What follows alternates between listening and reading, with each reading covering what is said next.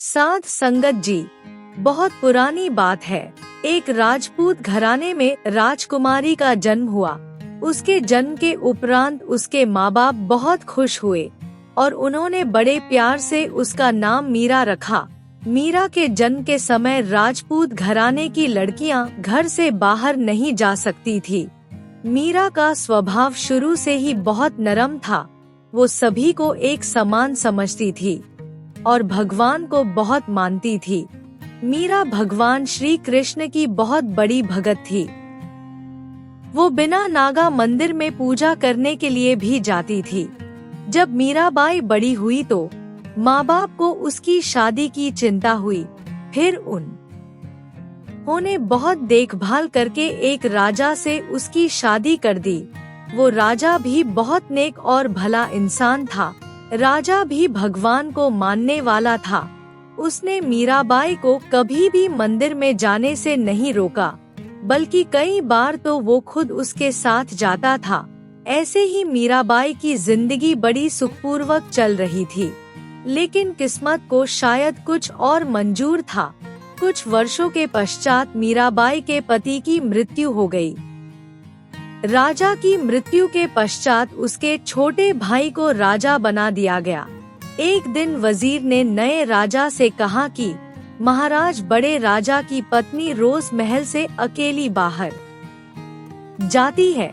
उसको इस तरह अकेले बाहर जाते हुए देखकर लोग बहुत बातें करते हैं। इस तरह हमारे राजघराने की इज्जत मिट्टी में मिल रही है। इसलिए महाराज, मेरी आपसे प्रार्थना है कि आप कुछ करिए। अगर ऐसे ही चलता रहा तो हमारे राज्य की बड़ी बदनामी होगी। वजीर की बात सुनकर राजा ने कहा, बड़े भैया ने कभी भी उन्हें बाहर जाने से नहीं रोका, लेकिन अब मैं इस राज्य का नया महाराजा हूँ। अब मैं देखता हूँ कि वो अकेली कैसे बाहर जाती है। ये बोलकर राजा मीराबाई के पास पहुँचा और जाकर बोला, आज के बाद तुम इस महल से बाहर नहीं जाओगी। जो भी तुमने अपना पूजा पाठ करना है वो इसी कमरे में ही करोगी। अगर तुमने महल से बाहर कदम रखा तो तुम्हारे लिए अच्छा नहीं होगा। मीराबाई ने राजा की बात सुनकर कहा, लेकिन महाराज, मैं तो केवल गांव के बाहर बने मंदिर में ही जाती हूँ, और वैसे भी मैं अकेली नहीं जाती। मेरे साथ कुछ सैनिक और मेरी दासियां भी जाती हैं। राजा ने गुस्से से कहा, मैं इस बारे में कोई बात नहीं करना चाहता। तुम्हारी वजह से राजघराने की इज्जत मिट्टी में मिल रही है। अब अगर तूने मेरी इजाजत के बिना घर से बाहर कदम रखा तो मुझसे बुरा कोई नहीं होगा। उसके इतना धमकाने के बाद भी मीराबाई रोज की तरह पूजा करने जाती रही। एक दिन जब मीराबाई मंदिर में पूजा करने जा रही थी तो रास्ते में उसे एक महात्मा सत्संग करते नजर आए। मीराबाई ने जब वहाँ बहुत सारी भीड़ देखी तो अपनी दासी से पूछा, यहाँ पर इतने सारे लोग क्यों इकट्ठा हुए हैं? तब सैनिक ने उसकी बात का जवाब दिया और बोला, महारानी जी, यहाँ पर एक महात्मा सत्संग कर रहे हैं। मीराबाई ने महात्मा की तरफ देखा और फिर अपने सैनिकों से बोली, चलो आज हम भी यहाँ थोड़ी देर बैठकर ईश्वर का गुणगान करते हैं। तभी उसने महात्मा की आवाज सुनी जो कह रहे थे कि ईश्वर के दर्शन करने बहुत आसान है, लेकिन दर्शन करने के लिए आपको सही युक्ति का पता होना चाहिए। फिर महात्मा ने कहा, जो भक्ति आपके धर्म गुरुओं ने बताई है वो आपको 84 के चक्कर से नहीं बचा सकती। हाँ, अगर उनके कहने के अनुसार भक्ति करते हो तो आप दुनियावी चीजें जरूर हासिल कर सकते हो, लेकिन इस जन्म मरण के चक्कर से कभी आजाद नहीं हो सकते। इसलिए हमें केवल उस एक मालिक की भक्ति करनी चाहिए जो हमें इस मृत्यु लोक से छुटकारा दिलाकर उस परमपिता परमेश्वर से मिला सके और हमें मोक्ष प्राप्त हो सके। महात्मा ने फिर कहा, मनुष्य जन्म का केवल एक ही मकसद होता है और वो है पूर्ण परमात्मा की भक्ति करके अपने असल घर वापस सके। तभी भीड़ में से एक आदमी ने कहा, लेकिन बाबा हम लोग तो देवी देवताओं की भक्ति करते हैं, क्या वो हमें मुक्त नहीं कर सकते? महात्मा उसकी बात सुनकर मुस्कुरा दिए और बोले, इन देवी देवताओं की तो स्वयं जन्म और मृत्यु होती है, तो भला वो हमें कैसे मुक्त कर सकते हैं? जो चीज इनके पास खुद नहीं है वो हमें कैसे दे सकते हैं? मीराबाई को महात्मा की बातों ने बहुत प्रभावित किया। सत्संग के पश्चात उसने महात्मा से पूछा, बाबा आपकी बातें सुनकर मेरे अंदर एक सवाल उठ रहा है, कृपया मेरी शंका का समाधान कीजिए। महात्मा ने उसकी बात सुनकर कहा, बोल बेटी, क्या जानना चाहती है? महात्मा की बात सुनकर मीराबाई ने कहा, बाबा मैंने आज तक किसी से ये नहीं सुना कि भगवान श्री कृष्ण से ऊपर भी कोई है। आज आपकी बात सुनकर मैं दुविधा में पड़ गई हूँ, कृपया मुझे इसके बारे में समझाइए। तब महात्मा ने कहा, बेटी ये आपके धार्मिक गुरुओं के ज्ञान का दोष है, जिन्हें स्वयं इस बात का ज्ञान नहीं है कि ग्रंथों में क्या लिखा है। फिर महात्मा ने कहा, बेटी भागवत गीता के अध्याय 18 में श्लोक नंबर 62 में श्री कृष्ण जी ने स्वयं कहा है कि है अर्जुन, तुम प्रेम भाव से उस ईश्वर की शरण में जाओ, उसकी कृपा से ही तुम्हें परम शांति प्राप्त होगी। महात्मा की बात सुनकर मीराबाई ने पूछा, लेकिन बाबा भगवान श्री कृष्ण तो मुझे साक्षात दर्शन देते हैं, मैं उनसे स्वयं बात कर चुकी हूँ। महात्मा उसकी बात सुनकर मुस्कुरा दिए और बोले, बेटी जब तुम खुद उनसे बात कर चुकी हो तो मेरे कहने से एक बार खुद ही उनसे इस बारे में पूछ लेना कि क्या आपसे ऊपर भी कोई शक्ति है, वो देवता है, वो तुम्हें भ्रम में नहीं रखेंगे। मीराबाई ने महात्मा की बात सुनकर कहा, ठीक है बाबा, मैं स्वयं उनसे इस बारे में बात करूंगी। फिर उसके बाद मीराबाई अपने महल में वापस आ गई। रात के समय मीराबाई श्री कृष्ण को याद करती है।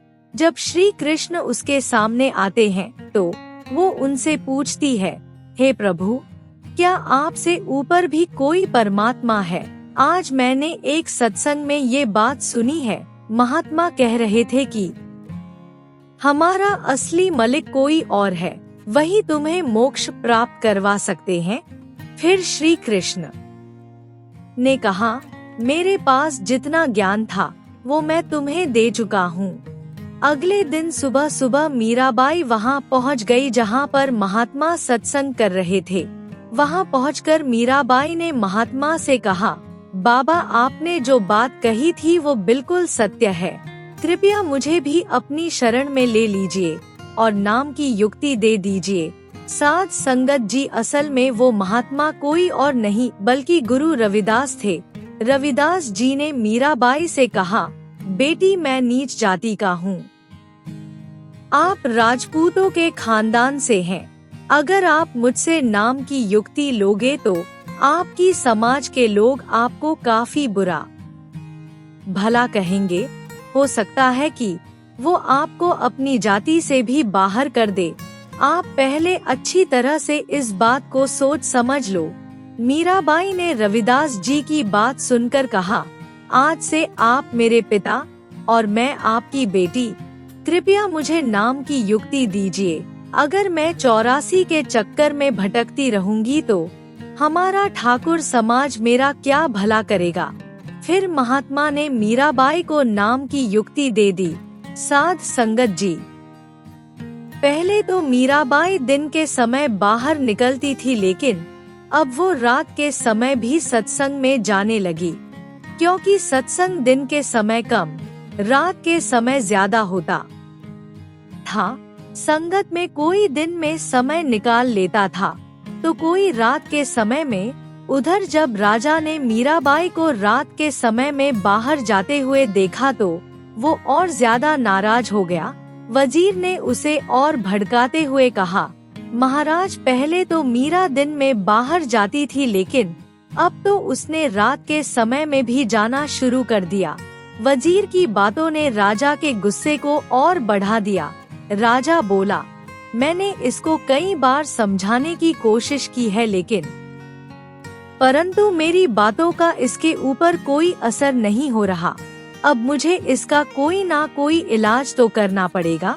फिर राजा ने कुछ देर सोचा और वजीर से बोला, मुझे लगता है कि अब मीरा का अंतिम समय आ गया है, इसे अब जान से मार देना चाहिए। राजा की बात सुनकर वजीर बोला, लेकिन महाराज, अगर इस बात की खबर किसी को लग गई तो बहुत बड़ी परेशानी खड़ी हो जाएगी।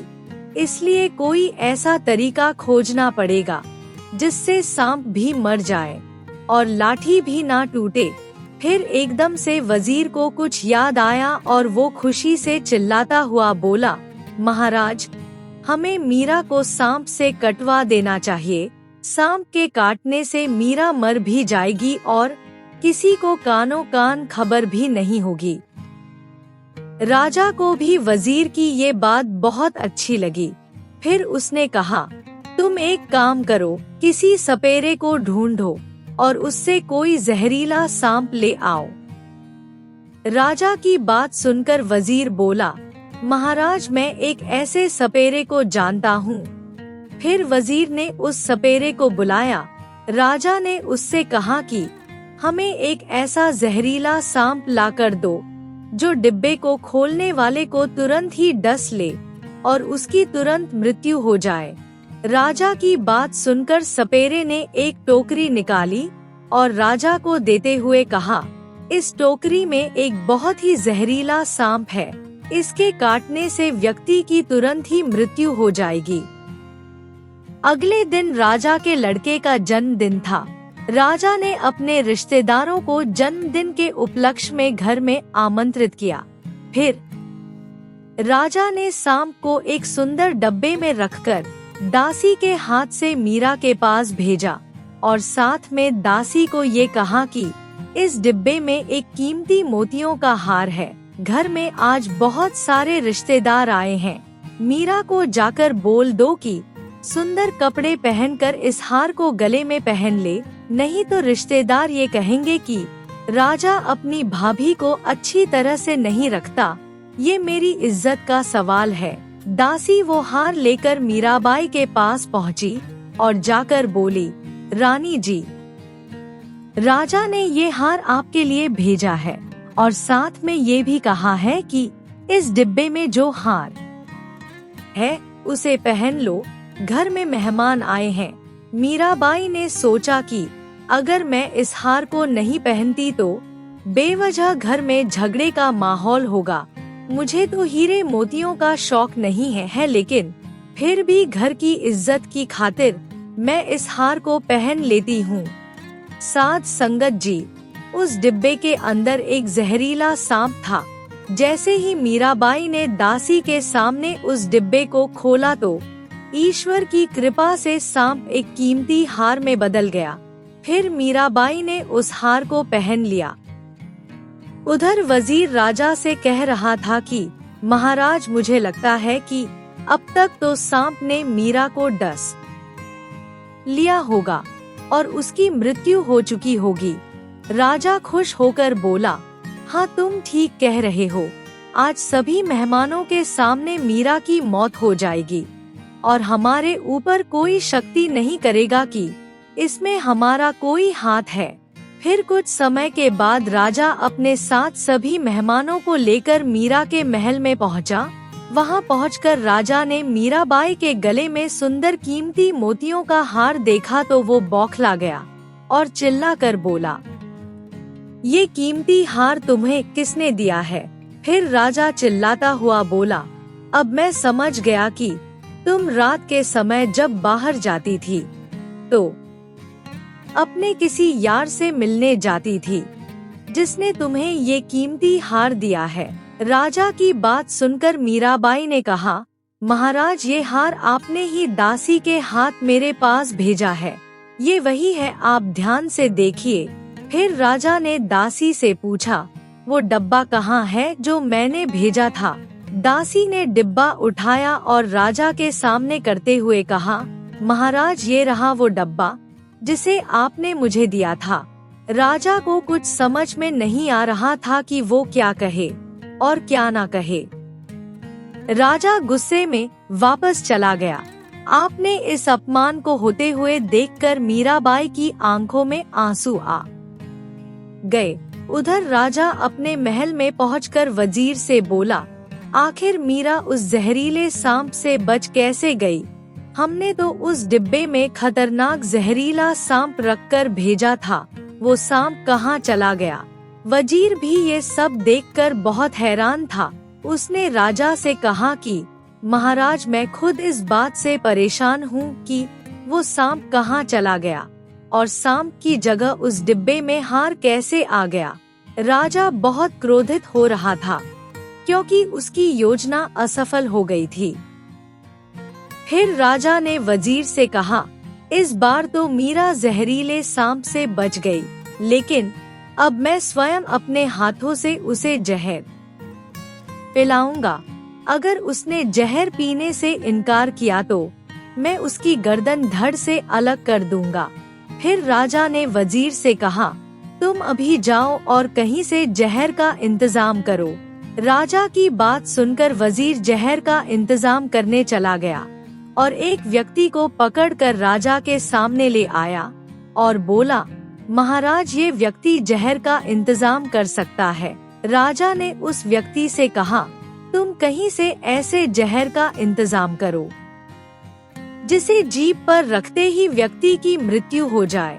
व्यक्ति ने अपने झोले में हाथ डाला और एक शीशी निकालकर राजा को देते हुए कहा, महाराज, ये लीजिए। ये जहर इतना खतरनाक है कि गलती से इसकी एक बूंद भी किसी की जीभ पर लग जाए तो व्यक्ति को भगवान भी नहीं बचा सकता। राजा अपने एक हाथ में तलवार और दूसरे हाथ में जहर से भरा हुआ प्याला लेकर मीराबाई के महल में पहुंचा और जाकर उससे बोला, मीरा, या तो अपनी मर्जी से इस जहर को पी ले।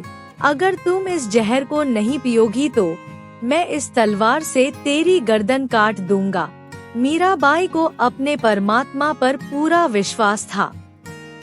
उसने आंखें बंद की और हाथ जोड़कर बोली, हे प्रभु, मैं आपकी शरण में आ रही हूँ। ये बोलकर मीराबाई ने राजा के हाथ से जहर का प्याला लिया और उसे पी लिया। राजा उसे जहर पीते देखकर खुश हो रहा था, लेकिन जहर का पूरा प्याला पीने के बाद भी मीराबाई को कुछ नहीं हुआ। साथ संगत जी, वो जहर ईश्वर की कृपा से अमृत बन गया था। राजा को कुछ समझ में नहीं आ रहा था कि ये सब कुछ क्या हो रहा है। उसकी ये योजना भी असफल हो गई थी। वो अपने पैर पटकता हुआ वापस अपने महल चला गया। उधर वजीर ने मीराबाई को बाहर जाते हुए देखा तो राजा से बोला, महाराज, मीरा को तो कुछ नहीं हुआ, वो तो बिल्कुल ठीक है। राजा ने उसकी बात सुनकर कहा, मुझे लगता है कि जिस व्यक्ति को तुम लेकर आए थे वो हमें धोखा दे गया। वो हमें असली जहर की जगह नकली जहर पकड़ा गया। फिर राजा ने कहा, तुम अभी जाओ और उस व्यक्ति को पकड़ कर लो जिसने हमें ये जहर दिया था। वजीर तुरंत गया और उस व्यक्ति को पकड़ लाया। राजा उस व्यक्ति को देखकर गुस्से में आ गया और बोला, तूने हमें धोखा दिया और नकली जहर दे दिया। तू तो हमें कह रहा था कि इस जहर की एक बूंद से व्यक्ति की मृत्यु हो जाएगी, लेकिन उसने तो पूरा जहर से भरा हुआ प्याला पी लिया और उसके बाद भी उसका बाल भी बाका नहीं हुआ। उस आदमी ने राजा की बात सुनकर हाथ जोड़कर कहा, महाराज, मैंने आपको नकली जहर नहीं दिया। वो जहर सचमुच बहुत ही तेज था। अगर आपको मुझ पर विश्वास नहीं है तो आप खुद परीक्षण करके देख सकते हैं। फिर उस व्यक्ति ने कहा, आप जाइए और वो प्याला लेकर आइए जिसमें अपने मीरा को जहर दिया था। फिर राजा खुद जाकर उस प्याले को ले आया। उस व्यक्ति ने उस प्याले में दूध डाला और एक कुत्ते को वहीं पर पिला दिया। जैसे ही कुत्ते ने दूध में जीभ डाली, तुरंत उसकी मृत्यु हो गई। उसको पलक झपकने तक का मौका नहीं मिला। राजा अपने आप से बहुत क्रोधित हो रहा था। उसने वजीर से कहा, लगता है मीरा की मृत्यु ऐसे नहीं होगी। मुझे स्वयं अपने हाथों से ही उसे खत्म करना होगा। ये बोलकर राजा अपनी तलवार हाथ में लेकर मीराबाई के महल में पहुंचा। वहां पहुंचकर जैसे ही राजा ने मीराबाई के कमरे का दरवाजा खोला तो उसके होश उड़ गए। उसके सामने एक भयानक अजगर मुंह खोले बैठा हुआ था। राजा डर के मारे वहां से भाग खड़ा हुआ। अब राजा को समझ आ गया था कि मीरा की रक्षा कोई अलौकिक शक्ति कर रही है। अब उसका कोई कुछ नहीं बिगाड़ सकता। फिर उस दिन के बाद से राजा ने मीराबाई को बाहर जाने से कभी नहीं रोका।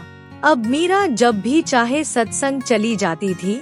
उसे अब कोई रोकने वाला नहीं था। राजा तो इतना डर चुका था कि वो मीरा के महल के पास भी नहीं फटकता था। साध संगत जी, इस तरह आपने आज की कहानी में देखा कि ईश्वर अपने भक्तों की कैसे रक्षा करता है। साध संगत जी, इस सुंदर कहानी से हमें ये शिक्षा मिलती है, अगर हम परमात्मा के ऊपर पूर्ण विश्वास करके चलेंगे तो पूरी कायनात भी हमारा कुछ नहीं बिगाड़ सकती। लेकिन ये सब कुछ हमारे साथ होगा तब जब हम गुरु के हुक्म के अनुसार चलेंगे और परमात्मा की भक्ति पूरे विश्वास के साथ करेंगे। जब परमात्मा साथ होता है तो मनुष्य के ऊपर कभी भी कोई परेशानी नहीं आती। वो इस दुनिया में भी खुशी खुशी रहता है और गुरु की बताई गई युक्ति के अनुसार भक्ति करने से हमेशा हमेशा के लिए जन्म मरण के चक्कर से आजाद हो जाता है। साध संगत जी, अगर हम भी चाहते हैं कि हमारा कोई कुछ ना बिगाड़ सके और हमें इस दुनिया से मुक्ति भी प्राप्त हो जाए तो हमें गुरु की कहे अनुसार बिना नागा भजन सुमरन करना चाहिए और रोज उसकी याद में बैठना चाहिए। साध संगत जी, आज की कहानी आपको कैसी लगी? कृपया कमेंट करके जरूर बताएं और वीडियो अच्छा लगा हो तो लाइक, शेयर और कमेंट जरूर करें। आपके प्यार और स्नेह के लिए बहुत बहुत धन्यवाद।